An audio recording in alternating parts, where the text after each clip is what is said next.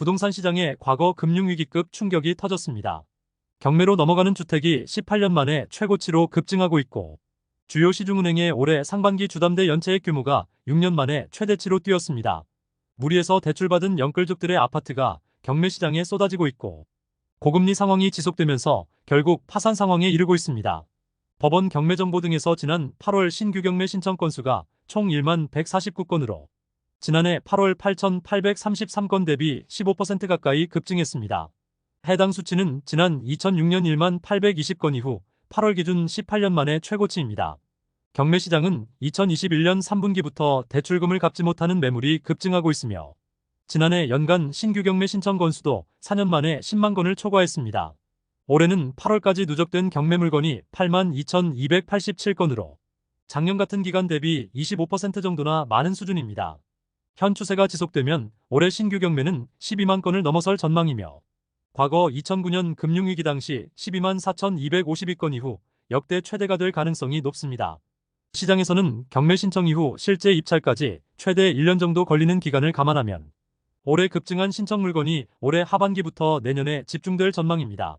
주택도시보증공사가 전세 사기 여파로 사상 최대 규모의 적자가 예상되고 있습니다. 작년에 이어서 올해도 적자 상황이 심각해지고 있으며, 조 단위 규모의 추가 자본 확충이 없으면 허그는 내년 3월 보증 중단 사태가 우려되고 있습니다. 허그는 올해 초 5조 원 규모의 정부 자금을 수혈받은 바 있으며, 계속되는 적자에 추가 혈세 투입이 불가피해지고 있습니다. 상황이 심각해지면서 서민들의 돈을 받는 전세보증 수수료율 인상까지 검토되고 있습니다. 올해 허그에서 자체적으로 추정한 단기 순손실 규모가 3조 8,324억으로 알려지고 있습니다.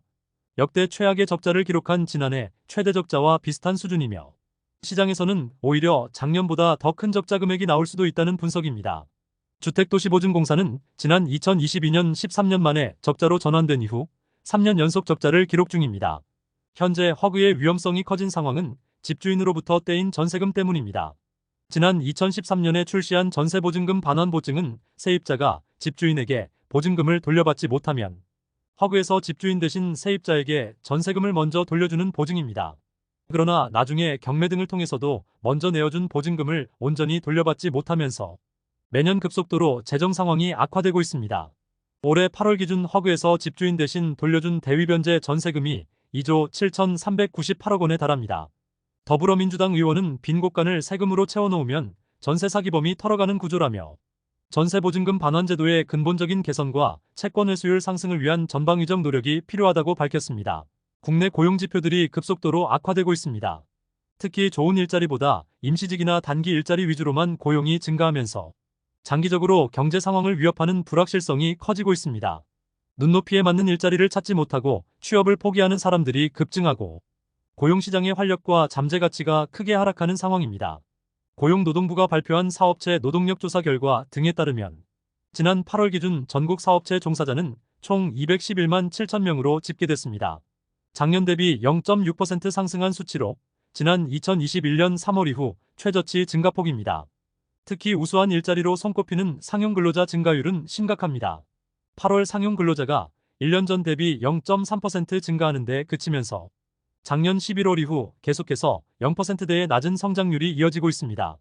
업종별로는 부동산 시장 침체가 심각한 건설업에서 3만 명이나 급감했고, 숙박 및 음식점업과 도소매업 순으로 나타났습니다. 단기 근로자 비중은 급증하고 있습니다. 전체 취업자의 54% 이상이 주 근로시간 36시간 미만의 단기 근로자로 나타났고, 지난 2020년 23.6%에서 4년 만에 단기 근로 비중이 2배 이상 늘었습니다. 해당 수치는 지난 1982년 관련 통계를 집계한 이후 최고치 수준입니다. 일자리가 줄면서 구직 자체를 포기하는 사람들도 급증하고 있습니다. 통계청에 따르면 구직 활동을 하지 않고 그냥 쉬었다는 사람이 256만 명을 넘어섰고, 구직 포기자 비율도 관련 통계 집계 이후 역대 최고치 수준입니다. 또 불과 1년 전보다 10%를 초과하는 23만 5천 명이 증가했고, 구직 포기자 수는 6개월 연속 늘어나고 있습니다. 일자리를 찾지 못하면서 구직을 단념하는 사람들이 계속 증가하고 있습니다. 연령대별로는 한창 일을 시작해야 할 청년층에서 가장 심각합니다. 2030 세대 중 구직 활동을 하지 않고 쉬는 인구가 74만 7천 명을 기록했으며, 최종 학교를 졸업하고 3년 이상 쉬고 있는 청년도 8만 2천 명에 달하고 있습니다. 또 6개월 이상 일자리를 찾지 못하는 장기 실업자도 청년층에서 가파르게 늘고 있습니다. 더 큰 문제는 이 같은 상황을 딱히 해결할 수 있는 방법이 없다는 데 있습니다.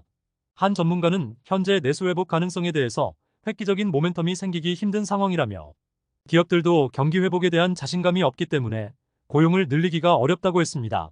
총 대출 금액 400조 원에 달하는 상호금융 단위조합의 부실 채권이 급증하고 있습니다. 농협과 수협, 신협과 산림조합 등이 해당하고 있으며 부동산 PF 공동대출 부실 등으로 연체액이 16조 원에 육박하고 있습니다. 특히 농협은 회수가 어려운 부실 채권을 사상 최초로 외부에 매각하기로 했습니다. 농협중앙회는 조만간 조기 회수가 어렵다고 판단되는 채권에 대해서 부실 채권 투자 전문기관에 매각할 예정입니다. 국회 농림축산식품해양수산위원회에서 공개된 자료 등에 따르면 지난 6월 기준 단위조합의 상호금융 대출 잔액이 391조 4,490억으로 집계됐습니다. 지난 2021년 대비 42조 7천억 이상 증가하고 있으며 올해 들어서도 6개월 만에 4조 원 넘게 늘었습니다. 대출 잔액은 농협 단위조합이 348조 5,498억 원으로 가장 많고 수협 34조 1,603억 원과 산림조합 8조 7,389억 원 순입니다. 대출금의 연체 증가 속도 상황은 더 심각합니다. 농협 단위조합의 연체율이 2021년 0.88%에서 올해 3.81%로 4배 이상 급증했고 국내 전체 은행의 평균 연체율을 크게 웃돌고 있습니다. 농협 단위조합에서 최고 연체율은 37%를 넘고 있습니다. 수협과 산림조합도 연체율이 계속해서 상승하고 있습니다. 이들 세 기관에서 연체율이 10%를 초과하는 단위조합이 100곳이나 나왔고 전체 대출 잔액 중 연체 금액이 15조 8천억 원으로 집계됐습니다. 수익을 내지 못하고 적자 상황인 조합도 많습니다. 작년 말 기준 산림조합 140곳 중 절반에 가까운 64곳이 적자를 기록했고 수협도 4곳 중 1곳에 해당하는 22곳이 적자를 냈습니다. 부동산 시장 침체로 공사가 중단되거나 지연되는 사례가 속출하고 있습니다. 최근 3년 사이 공사비가 30%나 급등한 공사비 쇼크가 심화되고 있고 조합과 시공사의 갈등이 커지면서 파열음이 나고 있습니다. 갈수록 심각해지는 건설업계의 불황이 내수 경기 악화로 이어질 가능성이 높아지고 있으며 정부에서도 명확하게 해결할 수 있는 방안이 없다는 게 더 큰 리스크로 부각되고 있습니다. 정비업계 등에 따르면 서울 곳곳에서 공사비 갈등이 커지고 있습니다. 서울 용산구 리모델링 시범단지로 기대된 이촌 현대아파트 리모델링 현장에서 최근 공사 중단 위기 가능성이 높아지고 있습니다. 시공사와 조합은 공사비 증액을 두고 갈등 상황이 이어지고 있습니다. 서울 강서구 방화 6구역도 공사비 갈등으로 1년간 공사가 중단되어 왔고 최근엔 결국 조합에서 시공사 계약 해지 안건을 통과시켰습니다. 서울 강북 최대호로 불리던 장위자이 레디언트도 상황이 심상치 않습니다. 시공사가 내년 5월 입주를 앞두고 공사 중단을 통보했습니다. 공사비 증액을 요구한 현장들은 계속해서 증가하고 있습니다. 올해 정비사업 시공사들이 24곳 조합에 요청한 증액 공사비가 2조 6,548억 원으로 한국부동산원은 설계와 마감재 변경 등 검증을 통해 16% 감액이 적정하다고 판단했습니다. 공사비 갈등에 대해서 정부가 다양한 안정화 방안 등을 내놓고 있지만 시장에서는 여전히 갈등 해소가 쉽지 않을 것이란 분석입니다. 업계 관계자는 시공사와 조합의 갈등이 원자재 가격과 인건비 인상 이후 더 심화됐다며 정부가 손을 내민다고 서로 날선 상황이 얼마나 봉합될지 미지수라고 전했습니다. 아파트 청약에 당첨되고 부적격으로 당첨 취소에 걸린 사례가 급증하고 있습니다. 올해만 약 3,400명이 부적격으로 당첨 기회를 놓쳤습니다. 부적격이 되면 당첨 취소와 함께 일정 기한 청약 기회가 제한되기 때문에 청약하기 전부터 자격 요건 등을 꼼꼼하게 확인해야 합니다. 한국부동산원에 따르면 올해 1월부터 8월까지 3,396명이 부적격 판정됐으며 전체 당첨자 7만 2,402명의 4.6% 수준으로 나타났습니다. 특히 청약 가점 오류 등으로 부적격된 사람이 전체 부적격의 82%를 차지했습니다. 청약 신청 시 무주택이나 세대주 여부, 지역 위반 등 단순 실수가 많았습니다. 청약하시는 분들은 각 지역별 청약 통장의 예치금 기준이 아니고 본인이 현재 거주하는 지역에 맞는 예치금을 충족해야 합니다. 예를 들어 경기도 아파트에 청약하는 서울 거주자들은 경기도가 아닌 서울 지역 예치금을 충족해야 당첨 가능합니다. 부양가족수 산정에서도 청약가점 계산을 신경 써야 합니다. 현행 제도상 부양가족 만점은 35점으로 공고일 기준 주민등록에 함께 있어야 합니다. 또 직계존속은 3년 이상, 직계비속 중 만 30세 이상은 1년 이상 주민등록에 있는 분들만 인정합니다. 만 30세 미만 자녀인 경우도 90일을 초과해서 해외에 체류 중인 유학자녀들은 청약 신청에서 부양가족이 아니기 때문에 주의해야 합니다. 그리고 특별 공급 횟수 제한과 세대 구성원의 중복 당첨, 청약가점제 당첨자의 2년 이내 재당첨 사례 등도 부적격으로 나왔습니다. 지난해 보증가입 의무를 위반한 임대사업자가 전년 대비 8배나 급증했습니다. 시장에서는 전세 사기 피해 확산에 보증가입 위반이 영향을 줬다는 분석이며 제대로 법을 지키지 않았을 때 처벌하는 규제를 강화해야 한다는 지적입니다. 국회 국토교통위원회에서 공개된 국토부 자료 등에 따르면 임대사업자의 보증가입 위반 건수가 236건의 금액은 49억 2,540만 원에 달했습니다.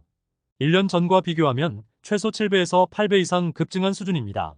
특히 전세 사기 피해가 급증하기 시작한 2022년 이후에도 여전히 보증가입을 하지 않는 임대사업자가 증가한 것으로 나타났습니다. 지역별로는 서울이 143건에 35억 3,793만 원으로 대부분을 차지했고 경기도와 인천 순으로 법령 위반 사례가 많았습니다. 임대사업자의 보증가입 의무제도는 임대사업자가 보증금을 반환하지 않는 경우 보증보험에서 대신 받을 수 있도록 하는 제도입니다. 임대보증에 가입하지 않으면 보증금의 10%, 최대 3천만 원까지 과태료를 부과합니다. 문제는 보증가입이 의무여도 실제 가입하지 않는 사례입니다.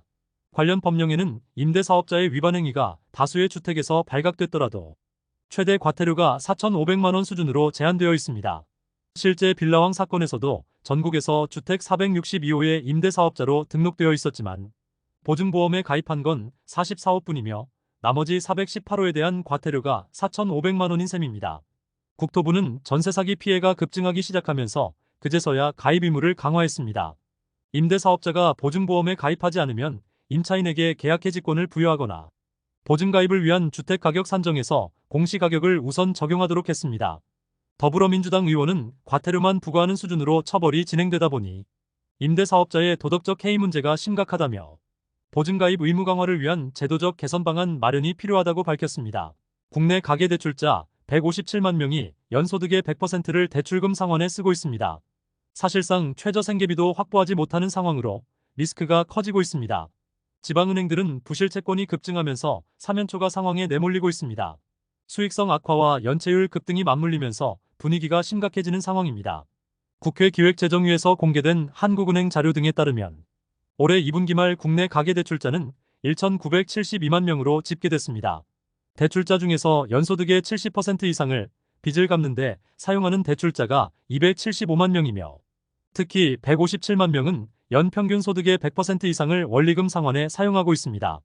일반적으로 DSR이 70%에 달하면 최저생계비를 제외한 모든 소득을 원리금 상환에 사용해야 하는 것으로 분석하고 있습니다. DSR 비율은 대출받는 사람의 전체 금융부채 원리금 부담과 소득을 비교하며 해당 대출자가 갚아야 하는 원리금 상환액을 연소득으로 나눈 값입니다. 여러 금융기관에서 대출받은 다중채무자 상황도 심각합니다. 3개 이상 금융기관에서 대출받은 다중채무자가 올해 2분기 말 452만 명이며 DSR 비율이 70%를 초과하는 다중채무자가 117만 명에 달했습니다. 더불어민주당 의원은 소득이나 신용이 낮은 취약차주의 약 3분의 1 수준이 감당하기 어려운 대출로 생활에 어려움을 겪고 있다며 금융당국은 차주의 채무상환 부담 등을 점검해서 대책을 마련해야 한다고 했습니다. 지방은행도 시간이 갈수록 불확실성이 커지고 있습니다. 국내 6개 주요 지방은행의 상반기 고정이하 여신이 1조 4,287억 원으로 불과 1년 만에 51% 이상 급증한 것으로 나타났습니다. 고정이하 여신은 3개월 이상 원리금 상환이 연체된 부실 채권을 의미합니다. 은행별로는 BNK 부산은행의 고정이하 여신이 2배 이상 급증하고 있습니다. 작년 상반기 1,890억 원에서 올해 상반기는 4,550억으로 크게 늘었습니다. 또 IM뱅크도 4,488억 원으로 작년 대비 43% 이상 증가했습니다. 부실 채권이 증가하면서 지방은행들의 연체율이 상승하고 있고 올해 6월 기준 0.67%로 시중은행 대비 연체율이 2배 이상 높게 형성되고 있습니다. 지금까지 잼스톤TV였습니다. 오늘 영상 도움되셨으면 구독과 좋아요 부탁드립니다. 시청해주셔서 감사합니다.